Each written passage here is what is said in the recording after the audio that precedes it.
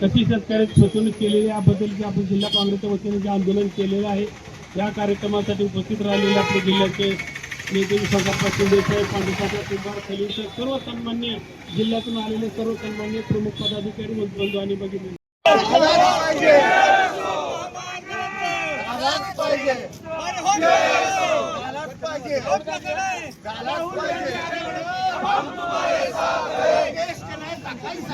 राहुल गांधी जैसा हो, देश के नेता कैसा हो, राहुल गांधी जैसा हो, कांग्रेस पक्षाचा जय हो, कांग्रेस पक्षाचा जय हो, सरसकट कर्जमाफी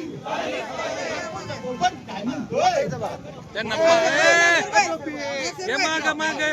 हातवरी करा मार्ग रद्द झालाच पाहिजे शक्तीपीठ मार्ग रद्द झालाच पाहिजे सरसकट कर्जमाफी झालीच पाहिजे सरसकट कर्जमाफी झालीच पाहिजे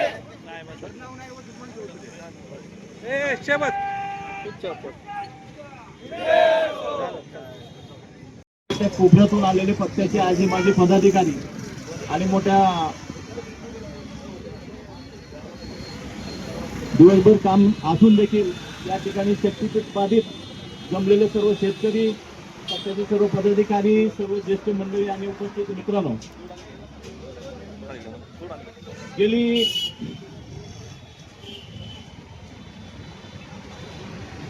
छत्रपती शिवाजी महाराजांच्या काळापासून आपण जर बारकाईनं पाहिलं तर महाराजांचं वाक्य होतं की शेतकऱ्याच्या गवताच्या काडीला सुद्धा कुणी हात लावू नये या विचारानं हा महाराष्ट्र प्रेरित झालेला होता त्या विचारानं या महाराष्ट्राची जडणघडण झाली मला वाटतं ज्यावेळेस काँग्रेस आणि महाविकास आघाडी सत्तेत होती त्यावेळेस खऱ्या अर्थानं राज्यकारभार त्याच पद्धतीनं सुरू होता पण 2014ला केंद्रामध्ये हे हुकुमशाही सरकार आलं आणि राज्यासकट संपूर्ण देशाची वाट लागली परवा या सरकारनं एक कर्जमाफीचा जी आर काढला 2 लाख रुपयाचा अतिशय खोटी आणि फसवी कर्जमाफी त्यांनी त्या ठिकाणी जाहीर केली ही फसवी आणि खोटी कर्जमाफी एवढ्यासाठी की या निकषामध्ये त्याच्यात जे निकष घातले त्यामध्ये 90% शेतकरी आपला बसत नाही हे सरकारला त्या पद्धतीनं प्लॅनिंग करूनच त्यांनी ती कर्जमाफी जाहीर केली जे नोकरदार आहेत चाकरमान्य आहेत ज्यांना कुठंतरी उद्योगधंदे छोटे मोठे आहेत त्या लोकांना तर कर्जमाफीचा त्या शेतकऱ्यांना लाभ मिळणारच नाही पण जे शेतकरी आहेत ज्यांना पूर्वी कर्जमाफीचा लाभ मिळालाय त्या शेतकऱ्यांना परत या कर्जमाफीचा लाभ होणार नाही म्हणजे साधारणतः 2 लाख म्हणायचं आणि इकडे 50,000 रुपयापर्यंत कर्जमाफी त्या लोकांना सवलत ते लोक देत आहेत म्हणजे ही खोटी कर्जमाफी आहे आणि आकडे तर एवढे मोठे फुगून सांगतात प्रत्येक गोष्ट खोटी नाही 1000 कोटीच्या घरात बोलतात अंमलबजावणी प्रत्यक्षात शून्य या ठिकाणी जसं 72,000 कोटी काँग्रेस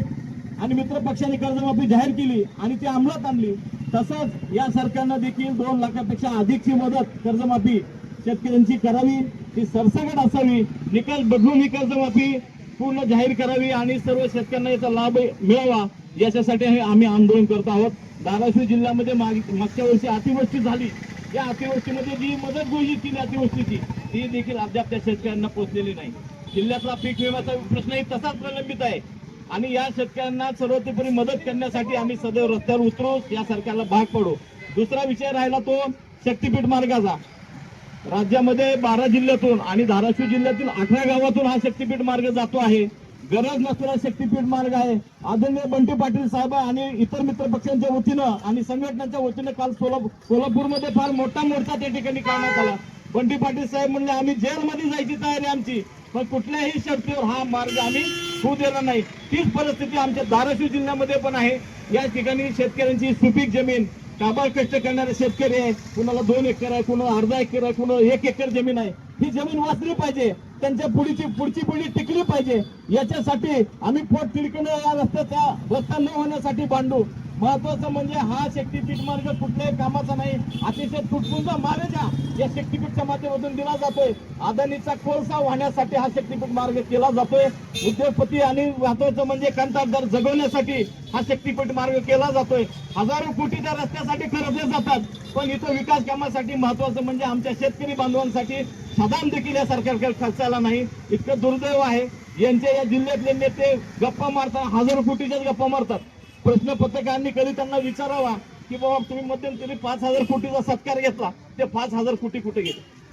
त्यांना बोंब घेऊन एकदा विचारा विकास कुठे आणि ते पैसे खर्च कुठे केले मला एवढंच सांगायचं की शेतकऱ्यांच्या विषयाच्या बाबतीत तरी टाळाटोळ अजिबात होऊ नये, कारण की हा त्यांच्या जिव्हाळ्याचा विषय आहे. भविष्यामध्ये जेलमध्ये जरी जायची वेळ आली तरी आम्ही शेतकरी असेल, आमचे पक्षाचे पदाधिकारी असतील, आम्ही सर्वतोपरी या मार्गाला रद्द करण्यासाठी अजून टोकाचे प्रयत्न करू एवढंच या ठिकाणी बोलतो. भविष्यामध्ये देखील काँग्रेस पक्षाच्या वतीनं आणखीन जोरदार आंदोलन करून या सरकारच्या विरोधात आम्ही रस्त्यावर उतरू एवढंच या ठिकाणी सांगतो. धन्यवाद.